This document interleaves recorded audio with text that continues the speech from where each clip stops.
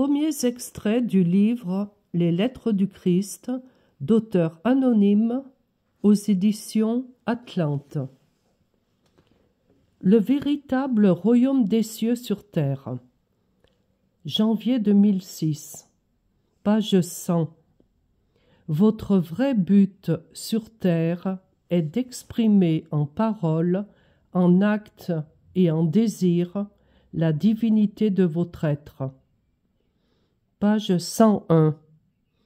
Quelle extraordinaire libération de l'esprit vous éprouvez enfin en cas d'insulte ou d'escroquerie, quand vous êtes capable d'aller au-delà des paroles et des actes et percevez la divinité fondamentale de l'autre. Vous vous reposez maintenant dans un état de pure acceptation tranquille face à ce que les humains peuvent bien essayer de vous faire, et vous ne cessez jamais de sourire. Vous vivez en effet dans un monde de soleil et de lumière spirituelle créé par le divin, et savez que ceux qui cherchent à vous faire du mal n'ont pas encore réussi à découvrir ce monde sacré, conçu et modelé par l'amour pur.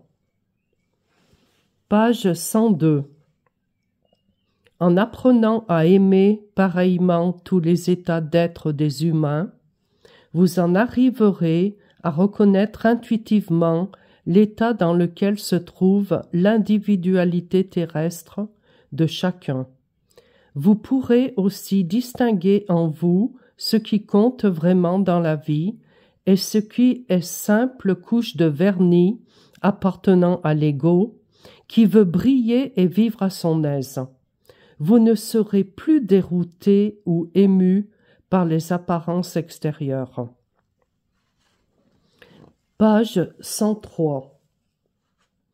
Toutes mes lettres veulent vous aider d'une part à sortir des souffrances que vous endurez peut-être actuellement et d'autre part à établir un véritable contact avec la conscience divine. Elle se mettra aussitôt à reconstruire votre santé, votre force et guidera votre orientation intérieure vers des buts plus élevés dans la vie. Vous pouvez sortir de votre enfer, mais il n'y a que vous qui puissiez le faire pour vous-même. C'est vous qui devez accomplir le travail initial, mais vous pouvez inviter la conscience divine à pénétrer votre esprit et votre cœur et lui demander plus de force pour vous assurer du succès. Lettre 1, page 126. On n'a jamais fait la moindre allusion à ce qui m'était arrivé dans le désert. C'est pourtant l'expérience qui m'a permis de revenir dans les villes et les villages en proclamant « Le royaume de Dieu est en vous » ou d'enseigner dans les synagogues avec une autorité telle que les anciens en furent étonnés. J'ai expressément fait ces déclarations pour contrecarrer les croyances qui prévalaient au sujet de ma divinité et bien faire comprendre aux gens que nous avions la même origine physique. Je voulais leur faire comprendre que ce que j'étais capable de faire, ils le pouvaient aussi. Page 150. De la naissance à la mort, les gens croient et soutiennent que leurs 5 sens, la vue, l'ouïe, le toucher, l'odorat et le goût, traduisent correctement leur réalité et celle du monde environnant. Aussi, parce qu'ils tirent leur puissance d'esprit directement de la puissance créatrice divine, il est fait selon leurs croyances. Page 151.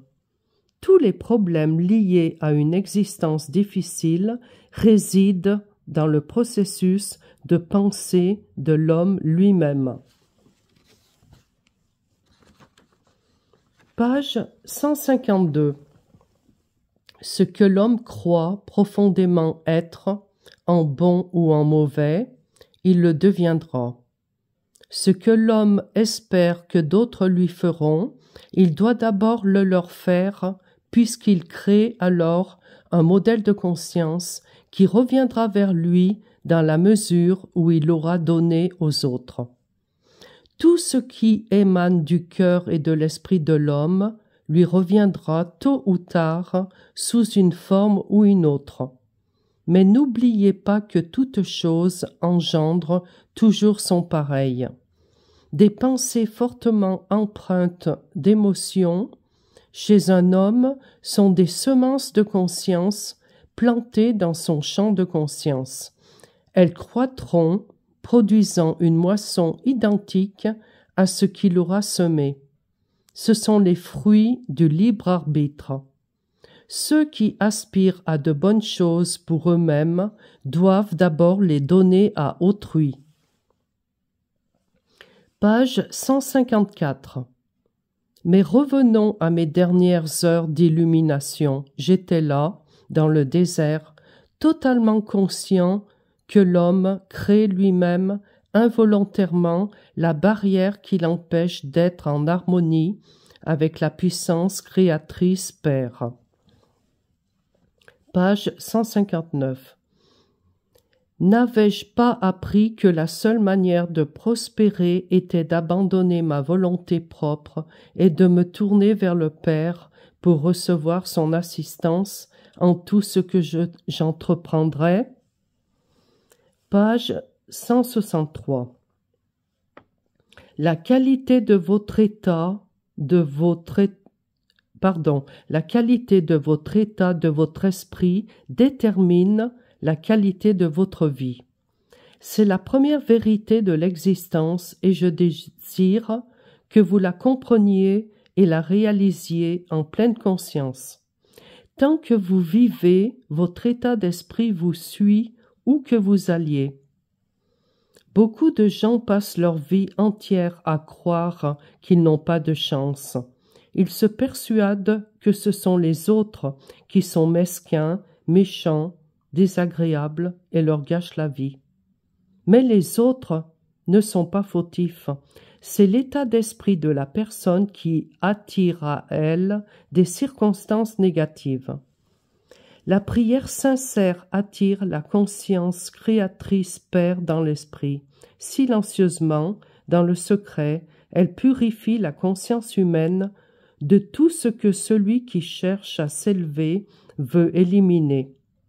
C'est par nécessité un processus très graduel de purification intérieure et de développement. Page 166. Souvenez-vous que la prière et la méditation entièrement dirigées vers votre Créateur renouvelleront vos forces et votre discernement, lesquels, à leur tour, transformeront vos sentiments et votre environnement. Par exemple, ne dites jamais à votre Père Créateur combien vous êtes malade. Concentrez-vous sur la puissance de la guérison que vous recevez instantanément, quoique votre conscience soit peut-être trop dense, c'est-à-dire trop humaine pour que vous puissiez la percevoir. Rendez grâce pour votre rétablissement rapide et n'en doutez pas. Quand vous rendez grâce, vous acceptez, reconnaissez, croyez et imprimez dans votre conscience que votre prière se trouve maintenant dans la conscience aimante du Père et qu'il y aura un résultat visible en temps voulu au juste moment. Fin des premiers extraits.